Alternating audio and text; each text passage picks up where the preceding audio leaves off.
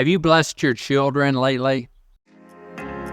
Welcome to Parenting Matters Now, a source of parenting advice a few minutes at a time. Hi, this is Dr. Roger Smith with Parenting Matters Now.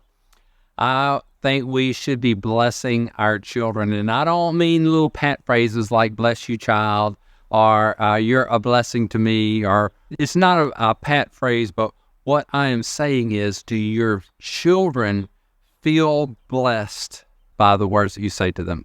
Do they feel blessed? And so this is very important because there's not a magic formula for how our children can be blessed, but we all want to have that sense that our parents adore us.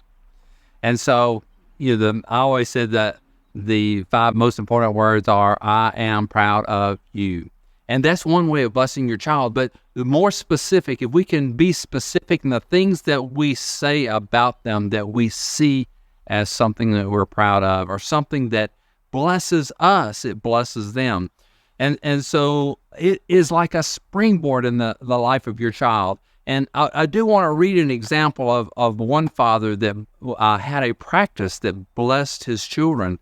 He did it better than I did it. But we can always steal an idea from someone else. So I do want to read this little clip from this telling. It says, a woman in North Carolina had this recollection. My father blessed each one of us 8 children when we were born. He wrote a song of blessing for us. Now, some of you are songwriters, are poets, and so you could do some of this, okay? So he wrote a song for us. He would look into our eyes and sing a catchy little tune using the meanings of our names with an exhortation he wanted to come true for our lives, and he related a scripture verse. He had continued to sing our special songs to us throughout our lives. Now that I am older, I can recognize how motivating this blessing has been for me. Also, I recognize that I cannot fulfill this blessing in my own strength. So I have begun praying for the Lord to build those qualities in me. And so those words that this father put into a little song, a little ditty of some sort that he sang to his children, it gave them words to kind of live by or to strive for.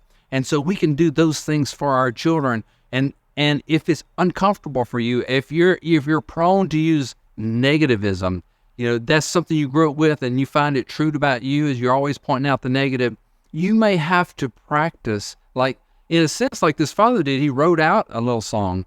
Here's another little phrase or a little point. Practice what you might say to a child by writing out a blessing. It gives you a chance to think about it and to plan and to avoid negativism. And so sometimes when we are trying to do something new or different, we're a little nervous or uncomfortable with it. So sometimes having practiced writing it out, knowing what is it do we want to say to our child, regardless of their age, write out what it is we want to say. What is it we want them to hear? And make sure the words that we say communicate that message. You can bless your children. Your blessing will change their lives. So do it.